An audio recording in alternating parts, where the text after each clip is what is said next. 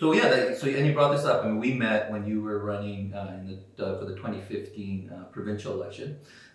You called me out of the blue. I just got back from overseas, so I was just getting my feet wet again in politics locally. We had a municipal campaign in 2013. I did some work then, but then we were just gearing up to see what we were going to do for 2015. And you called me out of the blue, and you're like, "Oh, some guy told me that I should call you, so I had to meet you." And then we started working on your campaign. So let's talk a little bit about your experience running in 2015. Yeah, no, I remember meeting you, and I was quite impressed. We met at Sahara restaurant. It was the first time I ever been to Sahara. Is that where we met? Yes, yeah. And so we met midday. Very shadowy in certain places. Did we meet there because you were still in the Beverly Clearview at the time? Is that what? Yeah, I don't know if that was what your reasoning was. I think your reasoning more was because the way Sahara is set up is that it creates certain shadows in certain places. so I want to reinforce that shadow. Yeah. Right, and so you were the shadowy figure in the booth in the corner. I cultivate that image as much as I can. And so there we are, myself and my campaign manager at the time, we're political neophytes. And we walk in and this dusty, shadowy place and never. The hookah bar, the hookah smoke everywhere. Yeah, and then in the north side, and Middle Eastern music playing, men. and there you are with your hookah. Smoke out, the oracle of politics that the Jew judge. And we sit down and you start using all these words that we've never heard before. We were blown away. And I was like, I need this guy in my campaign. I don't know what he does, but I still don't know what he does.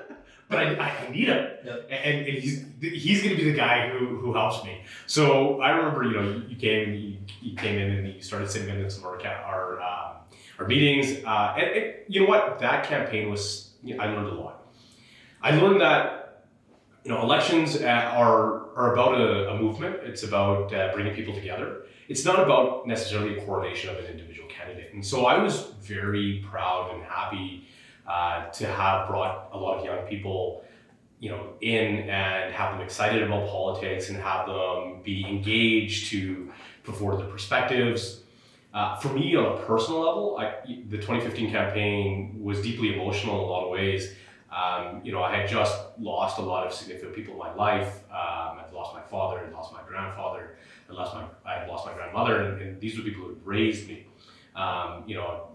Being the son of first-generation immigrant family, my parents were always working, and our grandparents were the ones who spent the most time with us and raised us and gave us, the parenting. And my grandfather would always say that there was different roles he had to play in my life. At times he had to be my grandfather, but he was also my father, he was also my brother, and he was also my friend.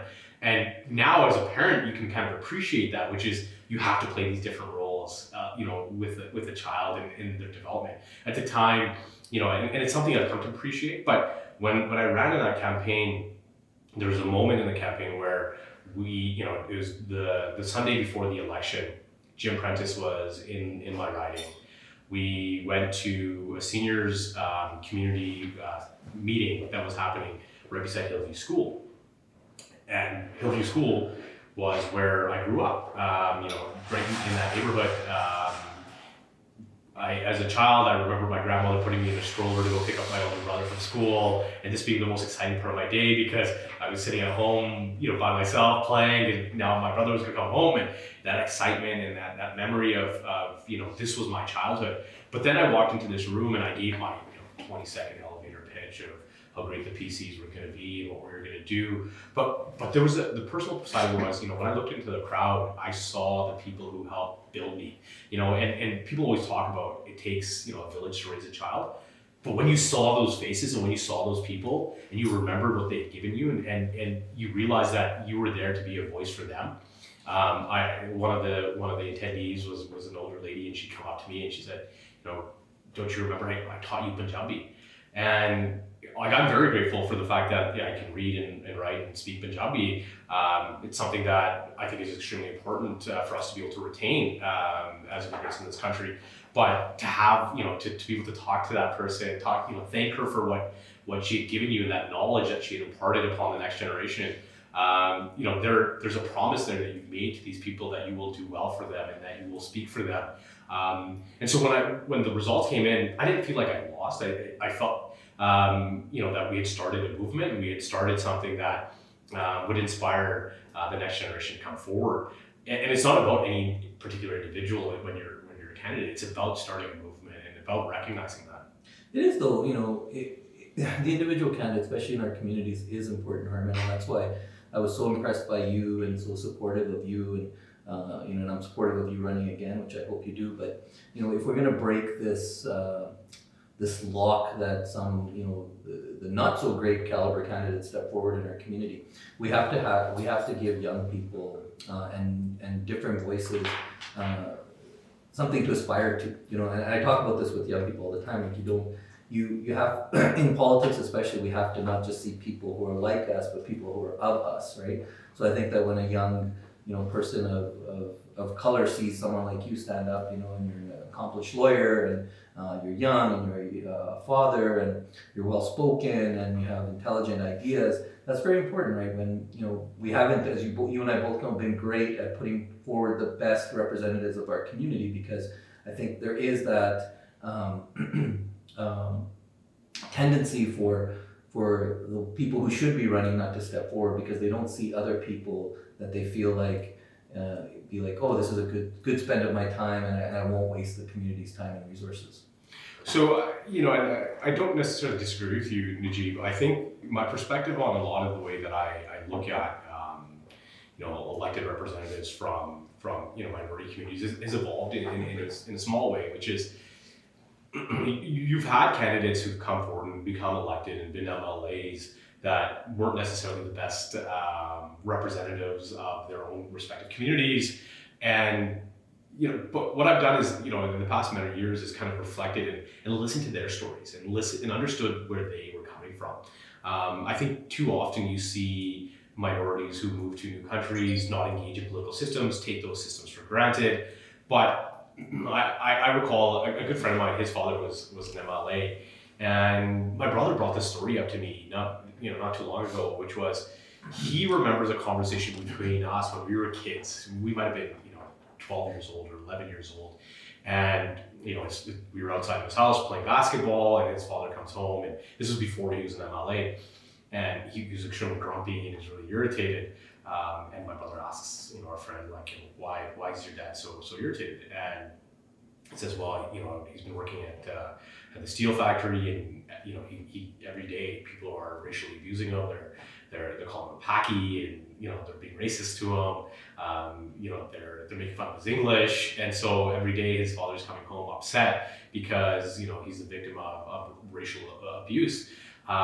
He then goes on to become this defiant elected official who says, I'm going to turn this and I'm going to now engage in a political system where I don't see my voice there. So I've now come to appreciate the fact that they opened the door to political engagement for the next generation.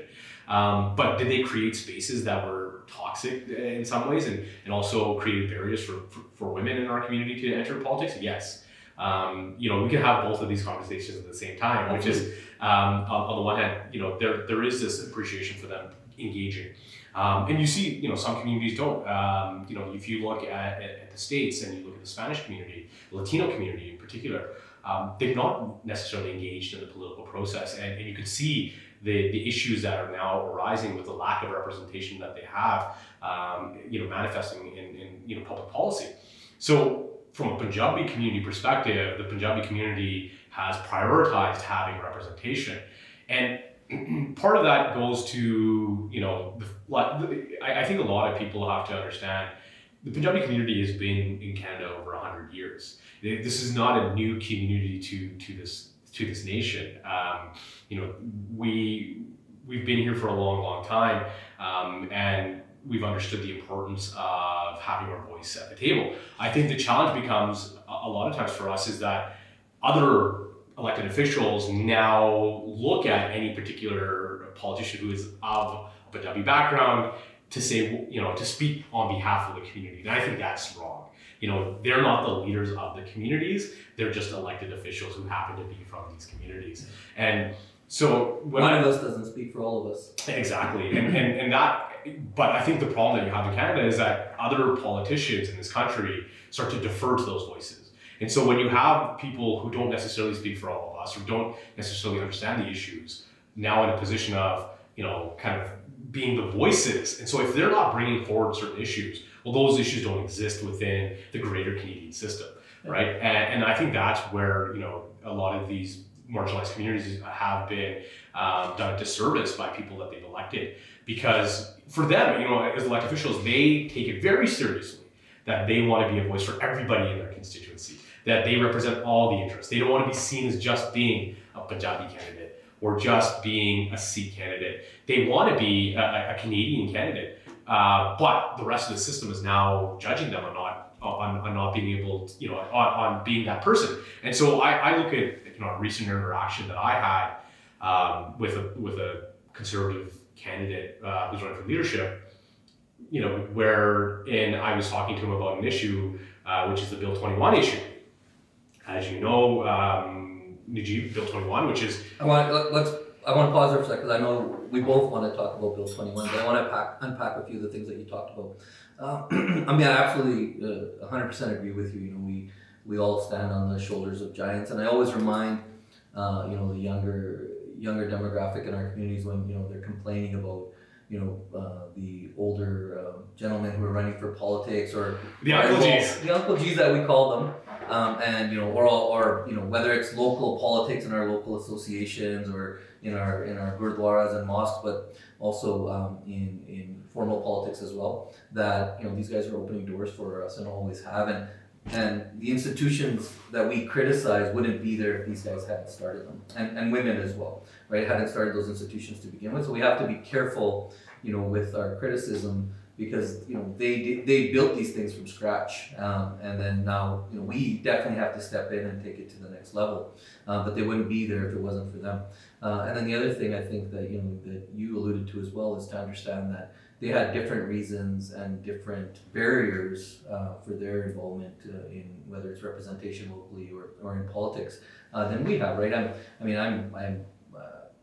an immigrant myself, right? I came over with my parents, and I understand.